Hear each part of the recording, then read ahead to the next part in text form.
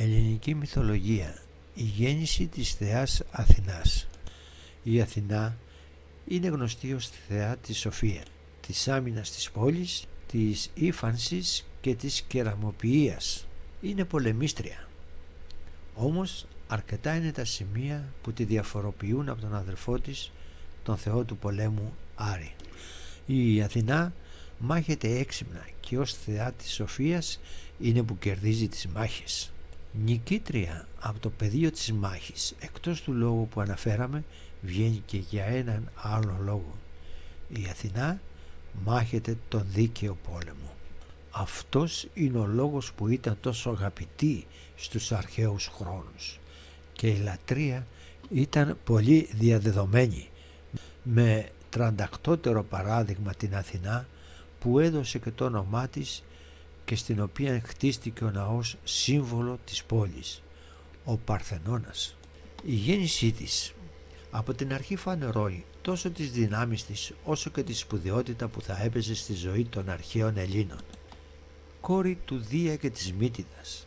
Σύμφωνα με το μύθο, η Μύτης ήταν ο πρώτος έρωτας και κατά πολλούς η πρώτη γυναίκα του Δία. Ήταν η συνετότερη από τις νύφες του βουνού και τις Οκεανίδες που ανέθρεψαν το Δία στο σπήλαιο που τον έκρυψε η μητέρα του για να ξεφύγει από το χρόνο που καταφρόχθιζε τα παιδιά του.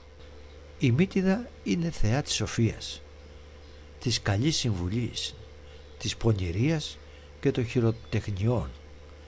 Σε γιορτή για την επισημοποίηση της σχέσεώς τους στον Όλυμπο, ο παππούς Δίας, ο ουρανός και η γιαγιά η γη απεκάλυψαν στον εγγονό τους πως η Μύτιδα θα του χάριζε πρώτα μία κόρη, η οποία θα ήταν εισάξια σε δύναμη και σοφία, στη συνέχεια ένα γιο, καλύτερό του, ο οποίος θα του έπαιρνε το θρόνο και θα γινόταν ο πρώτος μεταξύ των θεών. Ακούγοντας αυτά ο Δίας και γνωρίζοντας για την εγκυμονούσα ήδη Μύτιδα, καταφεύγει στη τακτική του πατέρα του και αφού πρώτα ξεγέλασε τη Μύτιδα δίνοντάς της να καταπιεί ένα βοτάνι το οποίο είχε ζητήσει από τη γιαγιά του, λέγοντας της πως έτσι θα έκανε γερά παιδιά. Τη κατάπιε μαζί με το έβριο, αφού το μαγικό αυτό βοτάνι την έκανε πρώτα μικρή όσο ένα δάχτυλο. Από το σημείο αυτό κατέκτησε ολόκληρη τη σοφία του κόσμου και ήξερε ανα πάσα στιγμή ποιο είναι το καλό και το κακό. Ύστερα από λίγο καιρό άρχισε να νιώθει ενοχλήσεις στον εγκέφαλό του, μικρά σουβλίσματα, λες και κάποιος προσπαθούσε να του τρυπήσει το μυαλό. Οι ενοχλήσεις αυτές συνεχώς γινόντουσαν και πιο έντονες, τόσο που κάποια στιγμή δεν άντεχε άλλο και διέταξε τον ύφεστο να το χτυπήσει δυνατά στο κεφάλι με το σφυρί του. Ακούγοντας αυτό ο ύφεστος δίστασε, όμως ο Δίας τον απείλησε πως αν δεν το έκανε αυτό που διέτασε θα τον ξαναπετούσε από τον Όλυμπο. Έτσι ο ύφεστος κατέβασε με όλη του τη δύναμη το σφυρί του στο κεφάλι του Δία, το οποίο άνοιξε και από μέσα πετάχτηκε πάνωπλη με λαμπρά μάτια η θεά Αθηνά, κληρονόμος της δύναμης του πατέρα της και της σύνεσης της μητέρας της, φορώντας περικεφαλαία με λοφείο, κρατώντας ασπίθα και κουνώντας απειλητικά το δωρή της. Μέσα σε λίγη ώρα μεγάλωσε και απέκτησε ολόκληρη τη θεϊκή υπόσταση και το μεγαλείο της.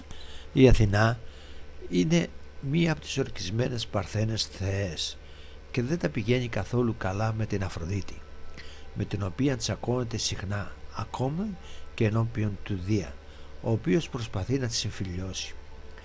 Δεν διστάζει μάλιστα στο Τροϊκό πόλεμο να οδηγήσει το δωρή του Διομήδη και να τραυματίσει την Αφροδίτη. Η Αθηνά, αν και ορκισμένη παρθένος, δεν γλιτώνει των προκλήσεων. Αξίζει να αναφέρουμε το μύθο σχετικά με τον έρωτα του ηφαιστού για αυτήν. Κάποτε η θεά επισκέφτηκε τον αδελφό της στο σιδηρουργείο του, θαυμάζοντας και αναζητώντας ίσως κάποιο από τα υπέροχα όπλα του που αυτός κατασκεύαζε. Βλέποντας την ο ύφαιστος και κατελημένος όπως ήταν από τη γυναίκα του την Αφροδίτη, την ερωτεύτηκε και άρχισε να την πολιορκεί ερωτικά. Η Αθηνά όμως ήταν αποφασισμένη και δεν θα ενδέδυνε σε κανέναν. Το σπέρμα του ύφεστου έπεσε στο πόδι της θεάς, η οποία με αηδία το σκούπισε με ένα μάλινο ύφασμα, το οποίο πέταξε στη συνέχεια στη γη.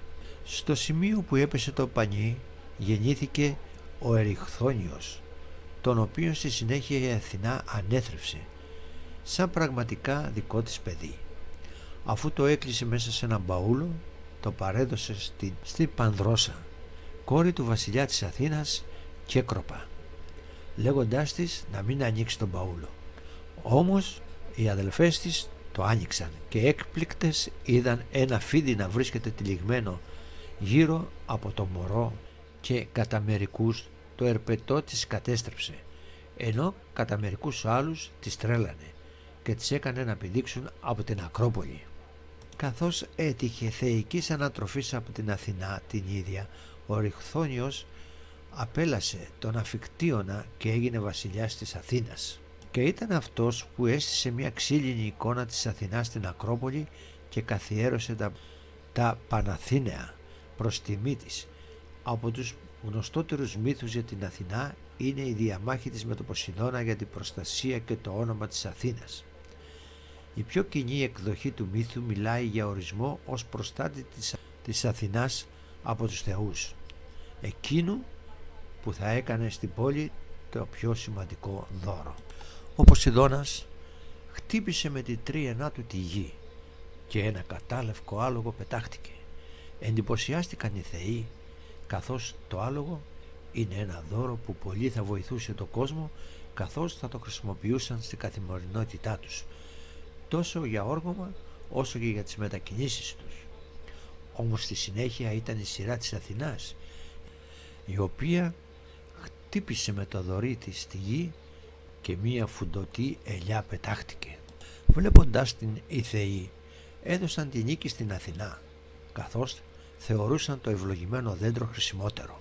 Μία σειρά άλλων μύθων συνδέονται με την θεά Αθηνά, μέσα από τους οποίους καθίσταται εφικτή πληρέστερη κατανόηση του ποια ήταν για τους αρχαίους η Αθηνά. Η κρίση του Πάρη, ο οποίος κλήθηκε να αποφασίσει ποια ήταν η ομορφότερη θεά μεταξύ της Αθηνάς και της Σύρας και της Αφροδίτης, δίνοντάς της το χρυσό μήλο που η Έριδα έριξε κάτω από την πόρτα. Η βοήθεια της στο Περσέα για τον αποκεφαλισμό της Γοργόνας που πέτρωνε όποιον την αντίκριζε. Ο διαγωνισμός ύφανσης με τη θνητή Αράχνη, την οποία αν και δεν μπόρεσε να κερδίσει το διαγωνισμό, τιμώρησε για την υπεροψία της, αλλά και από ζήλια, και τη μεταμόρφωσε στο ομώνυμο έντο. Η συμμετοχή της στη γιγαντομαχία, όπου σκότωσε και έγδαρε το Πάλαντα και στη συνέχεια καταπλάκωσε με τη Σικελία τον Εγκέλαδο. Τέλος θα αναφέρουμε τη διένεξή της με τον Απόλλωνα για τη μαντική τέχνη. Η Αθηνά είχε διδαχθεί από τις θρίες, τις φτερωτές νύφες του Παρνασσού, τη τέχνη του να μαντεύει στο μέλλον από τις πέτρες, όπου παρέσυρναν οι χήμαροι.